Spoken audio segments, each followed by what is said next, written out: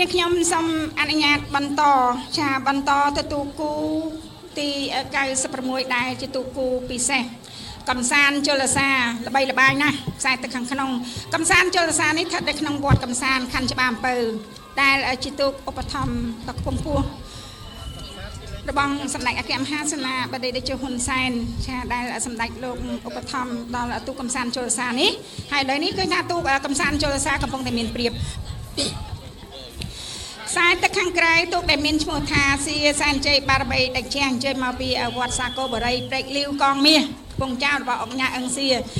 ទូកសៀសែនជ័យបារមីដែលជះមិនដែលទេចាធ្វើការប្រកួតលើកណាទទួលបានជោគជ័យណាស់តែពេលនេះមកប៉ះជាមួយកំសាន្តជលសាទៅមិនរួចជាមួយនឹងកំសាន្តជលសាព្រោះជើងខ្លាំងប្រចាំរាជធានីភ្នំពេញតែម្ដងចាវត្តកំសាន្តខណ្ឌច្បារអំពៅទៅកន្លែងណាគឺល្បីចាបងប្អូនដែលកំពុងតាមដានទេសនាជាទីគោរពរាប់អានសូមកលេចមើលទូកគូទី96កំសាន្តជលសាដែលបងប្អូនបានស្គាល់ហើយថាទូកនេះគឺល្អណាស់អំកាណាមិនដែលចាញ់ទេ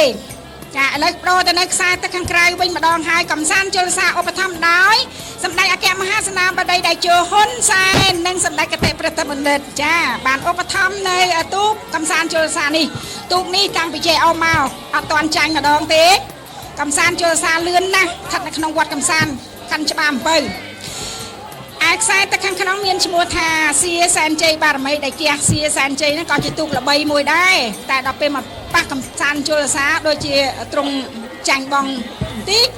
សៀសែនជ័យបារមីដែលជះមកពីខាងវត្តសាគរបរិយព្រែកលាវកងមាសកំពង់ចាមតែឧបត្ថម្ភដោយលោកអង្គញាអឹងសៀហើយលោកអង្គដែលក្នុងមួយទូកចាមានចំនួនទឹកប្រាក់$1000សរុប$3000ចា1000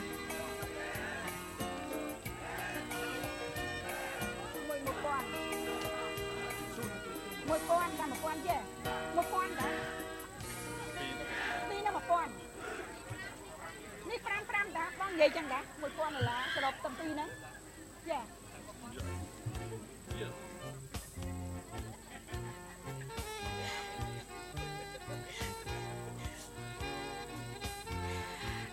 ចាបងប្អូនជាទីគោរពរាប់អានទូគូពិសេសចាផែនទី2នេះនៅមានមួយគូទៀតដែលជូនបងប្អូនទស្សនាកំពុងតែចាទូកនេះគឺពិសេសណាកំសាន្តជលសាចាបងប្អូនកំសាន្តជលសាស្ថិតនៅវត្តកំសាន្តច្បារអំពៅបណ្ដាំងជាមួយនឹងសារាយតេជោសែនជ័យរបស់ឯកឧត្តមចាខាត់សុកនឹមខ្សែទឹកខាងក្នុងកំសាន្តជលសានេះប្រកួតម្ដងណាមិនដែលចាញ់ទេចាទទួលបានការឧបត្ថម្ភដ៏ខ្ពង់ខ្ពស់ពីសម្ដេចអគ្គមហាសេនាបតីតេជោហ៊ុនសែនចានាយករដ្ឋមន្ត្រីនៃព្រះរាជាណាចក្រកម្ពុជានិងសម្ដេចគតិប្រតិបណ្ឌិតកំសាន្តជលសាប៉ុណ្ណឹង2ថ្ងៃហើយមិនទាន់ឮសូរពាក្យថាចាញ់ទេនៅតែឈ្នះដដែលនាងខ្ញុំសូមអនុញ្ញាតបន្តទូកគូពិសេសដែលជាទូកគូចុងក្រោយក្នុងផែនទី2ផែនគូពិសេសហើយក៏ទូកដ៏ពិសេសណាស់ណាដែរចាមិនណាស់ណាឯងគឺក្រៃណាស់ដែរទូកកំសាន្តជលសាគឺជាទូកមិនដែលចាញ់តាំងពីការប្រកួតមកមិនដែលចាញ់ទេឥឡូវបដូរទៅនៅខ្សែទឹកខាងក្រៅហាក់ដូចជាចាញ់បងម្ដងចាញ់បងទៅលើសារាយតេជោសែនជ័យចាមកជើងម្នាក់គឺមិនដែលមានឈ្មោះថាចាញ់ទេទូកកំសាន្តជលសាឥឡូវជើងទី2នេះហាក់ដូចជាចាញ់បងវិញចាញ់បងសារាយតេជោសែនជ័យដែលបដូរមកនៅខ្សែទឹកខាងក្នុងឧបត្ថម្ភដោយឯកឧត្តមខាត់សុកនឹមវិញចាសារាយតេជោសែនជ័យទទួលបានជ័យជំនះវិញចាសម្រាប់សូមអញ្ជើញតាមដានទេសនាទូកគូពិសេសទី38ចានៅសល់តែមួយគូទៀតទេយើងចាចូលដល់គូធម្មតាទូកគូទី38គូពិសេសលេខរៀងទី118កំសាន្តជលសាចាកំសាន្តជលសានេះហើយដែលមិនធ្លាប់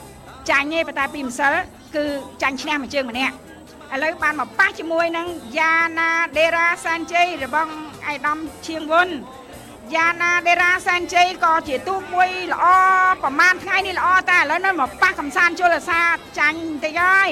ចាកំសាន្តជលសាទទួលបានការឧបត្ថម្ភដ៏ខ្ពង់ខ្ពស់ពីសម្ដេចអគ្គមហាសេនាបតីតេជោហ៊ុនសែនចាដែលសម្ដេចលោកបានឧបត្ថម្ភចាទូកដែលមានឈ្មោះថាកំសាន្តជលសានេះ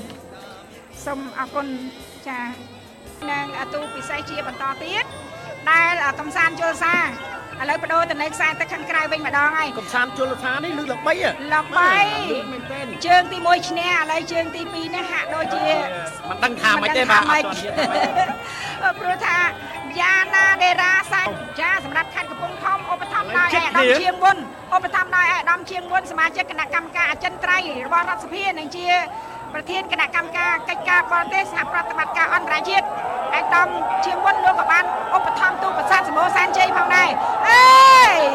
បាទគេមិនគិតតែម្ដងចាសម្រាប់ទូពីនេះកំសាន្តចាប៉ិននេះកំសាន្តតែទេបាទតែមកខ្ទង់ទេសម្ពោះមែនទេបងយ៉ាងមិនដែរមែនកំសាន្តទេបងកំសាន្តការឈ្នះទី1ទេជើងទី1ដល់តែពេលជើងទី2យ៉ាងណាដេរ៉ាសានជ័យ